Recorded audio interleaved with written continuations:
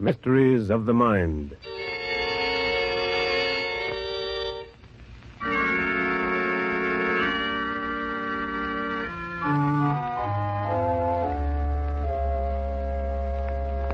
Science today is seeking to discover and to understand more and more of the marvelous hidden powers contained in the mind of man, and to explain the different types of psychic phenomena.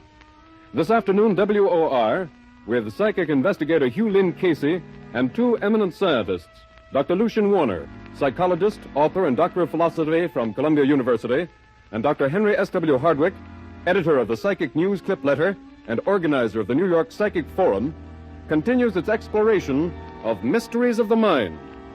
Also present, making a guest appearance, is the noted psychiatrist and hypnotist, Dr. Thomas L. Garrett. You of the radio audience can assist these men of science in discussing these documented psychic happenings. You yourself may have had similar experiences. Listen to the stories about to be presented and the opinions of the experts. Then write and tell us if you agree. What will you think?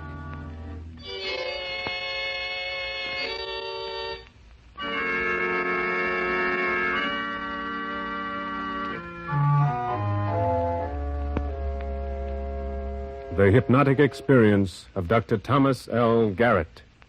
In the fall of 1927, Dr. Thomas L. Garrett, hypnotist and psychiatrist, was lecturing in Chicago before an audience of several hundred people. He concluded his lecture by placing a subject, a young man by the name of Jerry Nelson, under hypnosis. While he was in this state, Dr. Garrett offered to demonstrate the unusual powers of the human mind. He explained to his audience, you can all see that Jerry Nelson is completely hypnotized. He answers now only to my command. His conscious mind is at rest, and his subconscious or inner mind is free to do my bidding. I can send this inner mind of Mr. Nelson's to whatever distant point I wish, and have him bring back to me a report of what is taking place there at the present moment. Is that so? Think of that. I don't believe it. It seems incredible. I'd like to see it done. I know what I've just said seems like an impossible statement. But is there a gentleman or lady present who would like to put this subject to the test? Yes, Dr. Garrett. I would. All right, madam. What is it you wish? I'm visiting here in Chicago, but I live in Ephraim, Wisconsin. There's no one home at this time, as my husband is on a business trip. But I'd like to see if your hypnotized subject can accurately describe my house and its surroundings. I'll be glad to have him try. What is your name, please? My name is Mrs. George Bailey. Thank you. Now, as I have explained to you, hypnotism is a form of suggestion. Once a person's conscious mind has been put to sleep through suggestion, we can apparently deal with the real self. It is the inner mind which possesses all the actual psychic powers. Notice how I instruct this subject. Jerry, you are to go to the home of Mrs. George Bailey, who lives in Ephraim, Wisconsin. Repeat after me. Mrs. George Bailey, Ephraim, Wisconsin. Mrs. George Bailey, Ephraim, Wisconsin. When you get there, you will describe the house and surroundings. House and surroundings. You are going Ephraim, Wisconsin, the home of Mrs. George Bailey, Ephraim, Wisconsin. Yes. Yes, I'm there, Dr. Garrett. Good. Now tell me, Jerry, what do you see? The house, painted brown. There is a fence covered with vines, a big yard, flower gardens, some rustic benches, a large maple tree near the porch. Is this correct, Mrs. Bailey? Yes, it's all correct. It's amazing. Can you tell him to go inside the house? Jerry, go inside the Bailey home. Describe what you see. I'm inside the Bailey home. It's dark. I'm in the living room. There is a library table in the center and a fireplace. I hear a bird singing, a canary. Is this right, Mrs. Bailey? Yes, Dr. Garrett, exactly right. But if no one is home, who's taking care of your bird? Oh, I have a neighbor woman. She stops in once a day. Oh, I see. Jerry, where is this bird? The canary, it's in the downstairs bedroom. Go into the bedroom. Tell me what you see. I see a man asleep in the bed. What? Oh, that can't be. Jerry, look again. Are you sure there is a man in that bed? Yes, a man is in the bed, asleep. Do you think you can awaken him? Try to impress this man to wake up.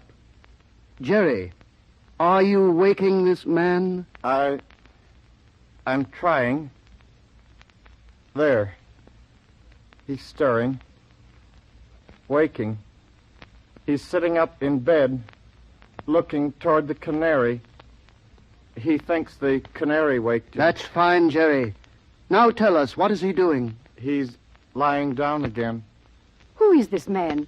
Have your subject tell us. Who is this man? Jerry, what is this man's name? His name is George Bailey.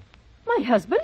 Oh, why, that couldn't be. I know he's away from home. Jerry, tell me, how does this man look? Describe him.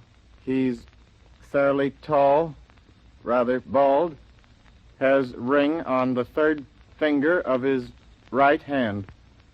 Looks like some lodge ring. Then it is George. But I don't understand. All right, Jerry. You may come back now. You are leaving the Bailey home in Ephraim, Wisconsin. You are returning to your body in Chicago. Why, this is the most uncanny demonstration I've ever witnessed. Dr. Garrett, would you object if I went out right away and sent a telegram to my husband telling him what has happened and asking him to wire me back if he is really home? Not at all, Mrs. Bailey. I would greatly appreciate your checking what Jerry has just reported. This will afford an excellent test. Ladies and gentlemen, Mrs. Bailey did telegraph her husband and later received a wire in reply. But here is psychic investigator Hugh Lynn Casey to tell you about it. Mr. Casey. Mrs. Bailey learned that her husband had finished his business trip earlier than he had intended. He had been home and in bed.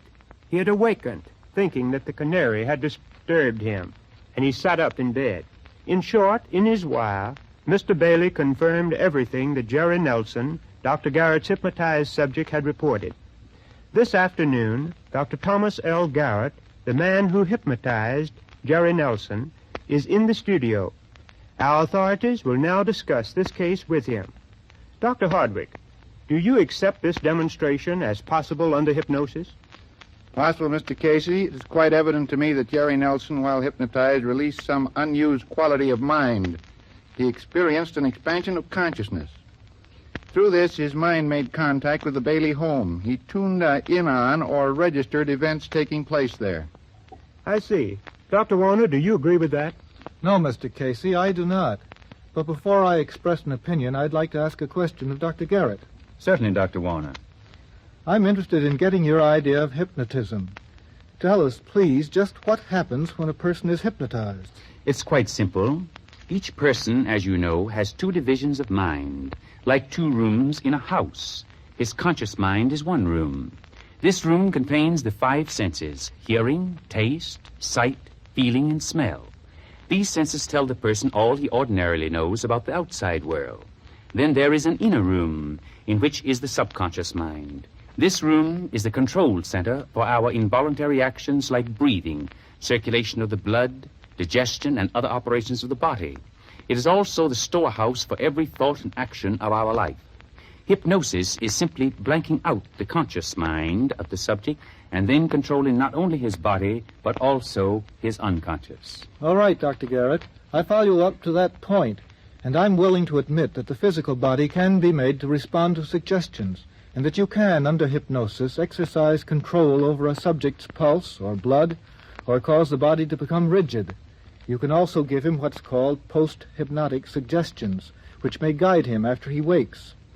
And in the hypnotic state, the sensitivity may be altered by suggestion. It may be decreased or it may be heightened within limits. I've seen an instance of a person who, when hypnotized, could hear the ticking of a watch at a much greater distance than he could in his waking state. Such accomplishments are not due to any supernatural ability, but rather to alteration of the focus of attention. I doubt whether hypnotism facilitates telepathy or other psychic powers. But, Dr. Warner, it seems to me, admitting the genuineness of hypnotism itself, you've got to concede that it liberates the higher powers of mind.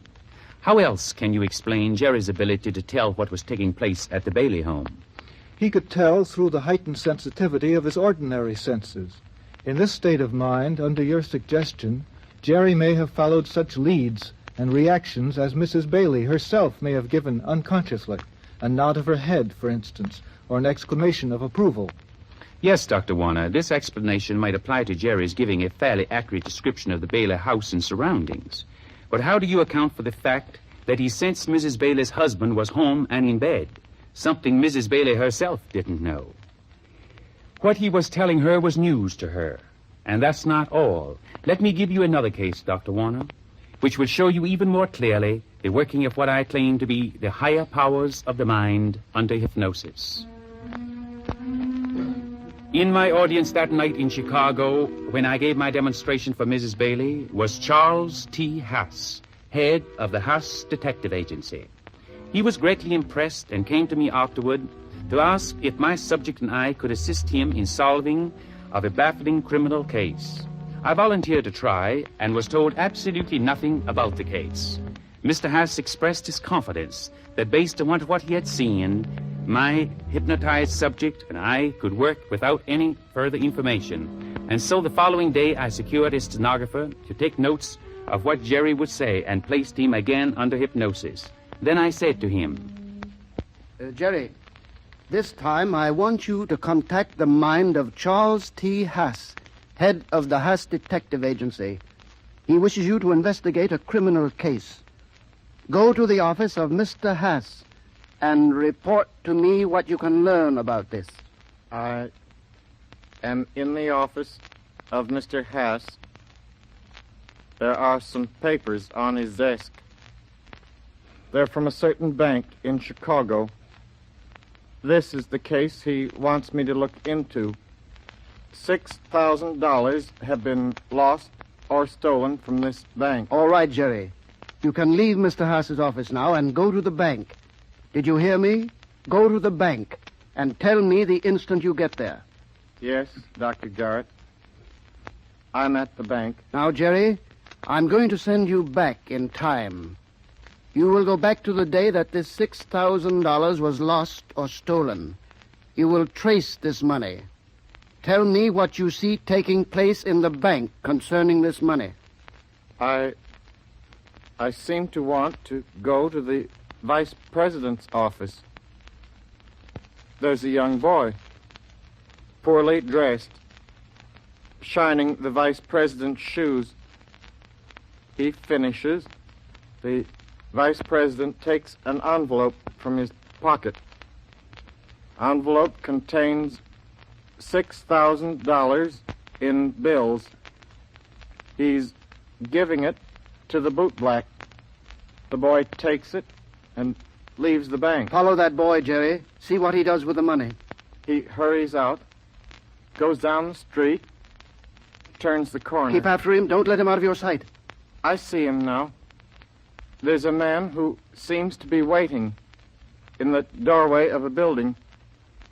Steps out, meets the boy, takes the envelope. Follow that man. I can't. He's disappeared in the crowd. Then go back to the bank. See what else you can find out. What is the name of that vice president? Give me his name. Name on his desk here. Anthony Vittorio. Anything else? Give me any other facts you can get about him. He lives in Winnetka. suburb, phone number, Winnetka 256J. Have you got that all down, Miss Stanley? Yes, Dr. Garrett. I've made notes of everything. Good. Now, Jerry, tell me, is this the only dishonest act of Mr. Vittorio's? No. No, I see. There was another time, before this. He took more money. When was that? Give me the time. Time. 7 months earlier. And what was the amount of money? Amount. Yes, I see now. Handing the boy an envelope filled with bills.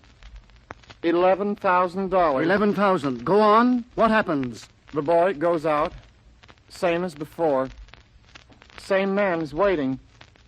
He takes the money, disappears. That's fine, Jerry. That's all we need to know.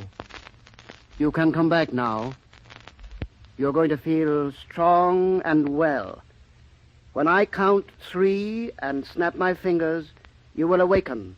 You will return to your normal consciousness. 1, 2, 3.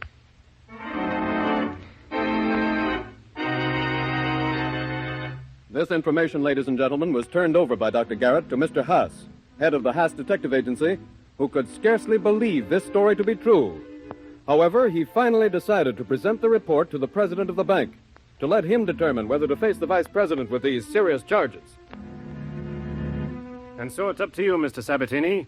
I realize you couldn't go into court with such evidence, and that we don't have anything but this story to base our charges on. Mr. Haas, I've seen such a young boy coming in and out of this bank on occasion. Mm-hmm. Story seems incredible, but there are several points. I think I'll call Mr. Vittorio in and let you talk to him.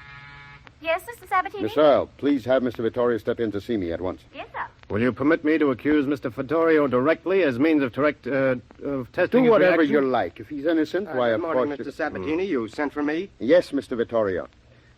You've met Mr. Haas, I believe. Ah, yes, of course. Mr. Haas, how are you making out?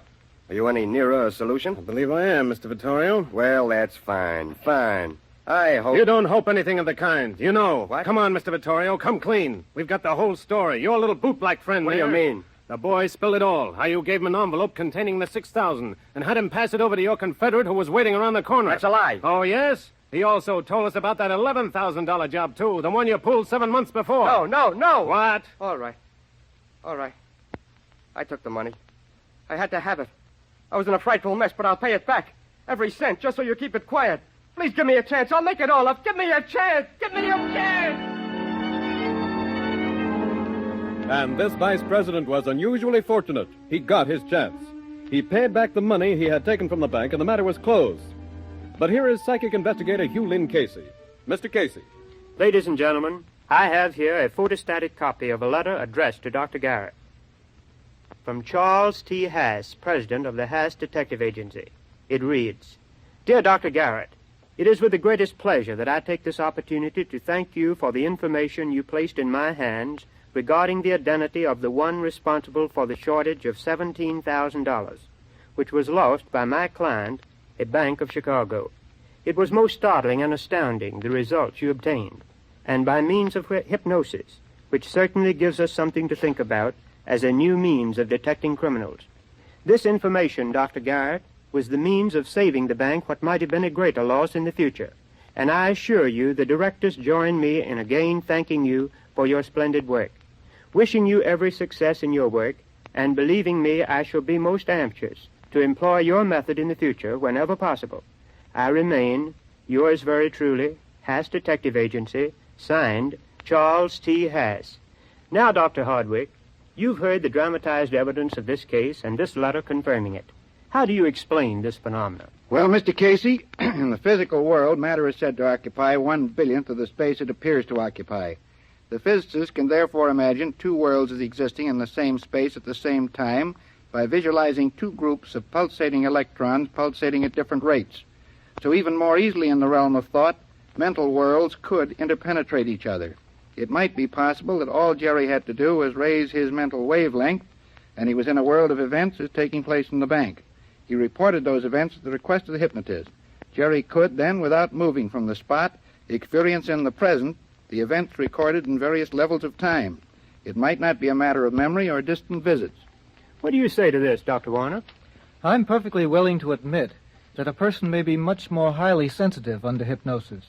What we have to consider here is whether this man, Jerry Nelson, got any impressions outside the range of his normal senses. I say he did not. But, Dr. Warner, how can you explain Jerry getting information unless you allow that he used more than his 5 senses to obtain it? In this case, Mr. Haas was not present when Dr. Garrett had his subject secure the information on the bank situation. No muscle reading was therefore possible. There was no physical way of obtaining this knowledge. It seems not on the surface, but don't forget, Mr. Haas was present the night before at Dr. Garrett's lecture. He may easily have discussed the case with someone in the audience, and the events may have been pieced together in the hypnotized subject's mind. Even this would be remarkable. But what about the information obtained regarding the $11,000 theft, of which Mr. Heth and his detective agency had nothing? The hypnotized subject might, in some way, have had previous knowledge of the crime. Perhaps this was in the form of mere scraps of information, apparently meaningless in themselves, which fell into a logical pattern during the release provided by the hypnotic state. We should eliminate such possibilities before accepting a psychic explanation. Dr. Hardwick, have you given your entire opinion? I just add this, Mr. Casey. Science has used postulates as a means to an end. If you're going to postulate the existence of other things, why not postulate something which is fully adequate to give a rational explanation of these phenomena? Increased sensitivity to ether waves similar to radio waves as an assumption would help us here. Our listeners are demonstrating the radio waves by themselves at this moment. How would you sum this up, Dr. Warner? Well, this should be said. We must not be deceived by the dramatic aspects of this evidence. It still remains a single, isolated case, selected because it did seem dramatically to prove a point. I am less strongly swayed by cases than by painstaking experimental tests which have been made in psychological laboratories. And these, even including those of Professor J.B. Rhine of Duke University, do not demonstrate that hypnosis increases psychic powers. Ladies and gentlemen, you've heard the diverse opinions of these two men of science. With whom do you agree? What do you think?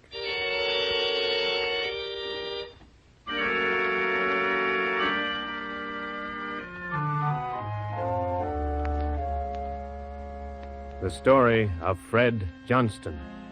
In the fall of 1922, a few days after Thanksgiving, the Johnstons, father and son, started out by car for Crawford County, Pennsylvania on a hunting trip. It was snowing and blowing as they drove along. The storm increased in fury until it became a raging blizzard. Pretty bad, eh, Dad? Sure is, son, and getting worse. This snow is going to block the highways. Yes, and I'm taking no chances. Oh, you're driving too slow, Fred. There's such a thing as being too careful. We'll get caught in a drift if you don't watch out. I can't help it. And don't ask me to drive faster, Dad. I've got a sprained Oh, but there's no sense slowing down for these country road crossings, I'm telling you. You'll never get through. All right, then we won't. But I'd rather get stalled in the snow than get hit. Hit? Who's going to get hit? We are if we don't watch out. For the last while, I've been seeing a red truck crossing our path, crashing into us. Nonsense, red truck. You're seeing things. Father, Huh? Look. Hey, there it comes. Hey, look out! there, Dad. The red truck. It's turned over on its side. It just missed us. If I hadn't been watching out, if I hadn't known it was coming... Oh, we'd have been hit. The driver didn't see us. Look, he's hurt. We've got to help him. Come on. I can't understand, son. This red truck. How could you have known? You've got me, Dad. I can't explain it. But something warned me. I saw this all happening in my mind's eye.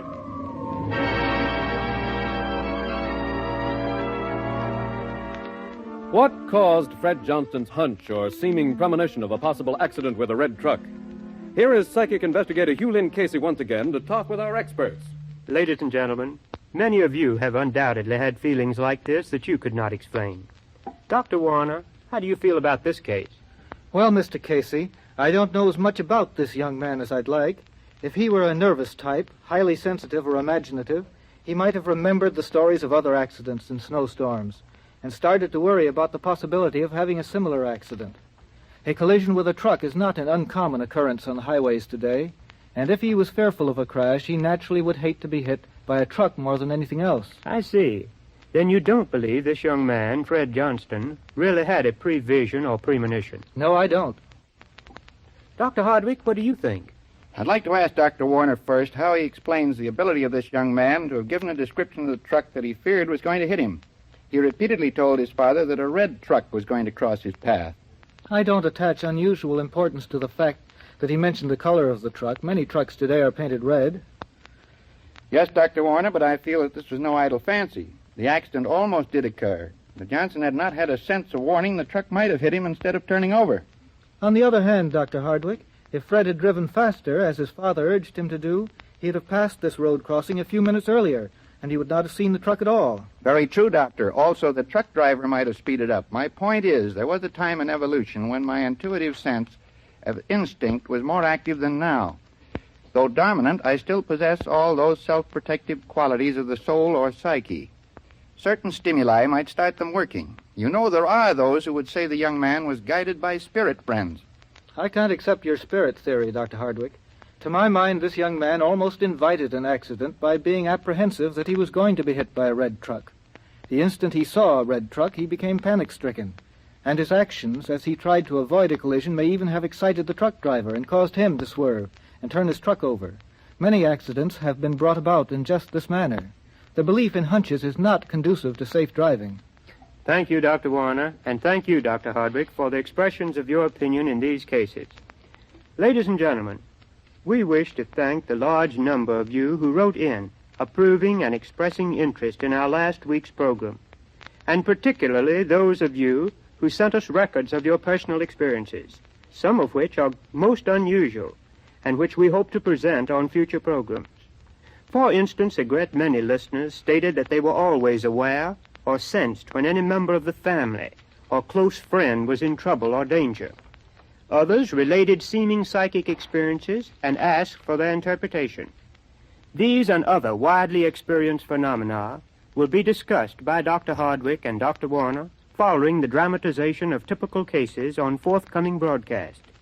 Thank you again for your fine expression of interest and appreciation. Please send all stories of psychic experiences to Mysteries of the Mind, care of WOR, Newark, New Jersey. And listen next week to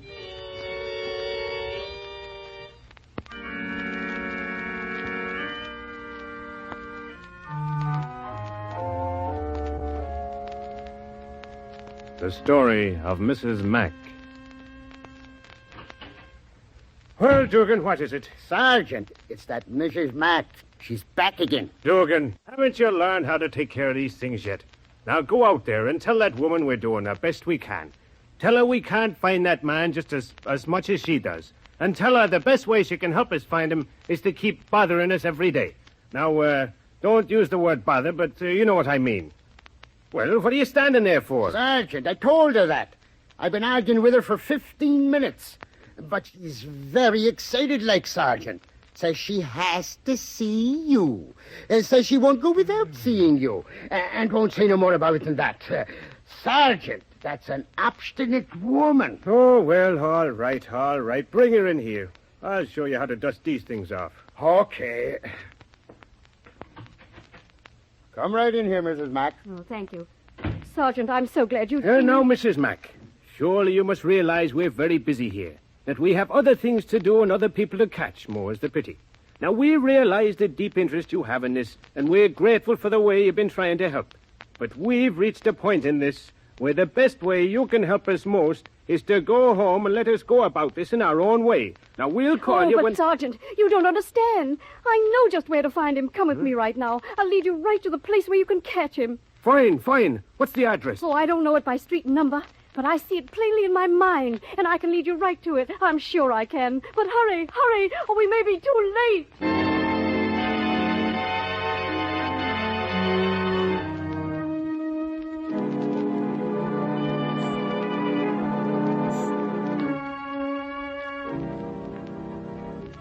Next week, at a new time, a new day, Monday, December 19th at 10 p.m. Eastern Standard Time, over most of these stations, this amazing case of Mrs. Mack's dream and other astounding stories taken from the documented experiences of men and women like yourselves.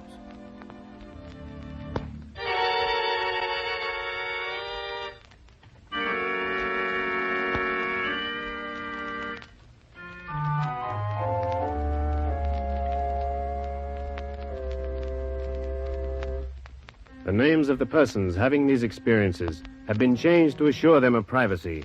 The narrator was Henry Morgan. This program was produced by Roger Bauer.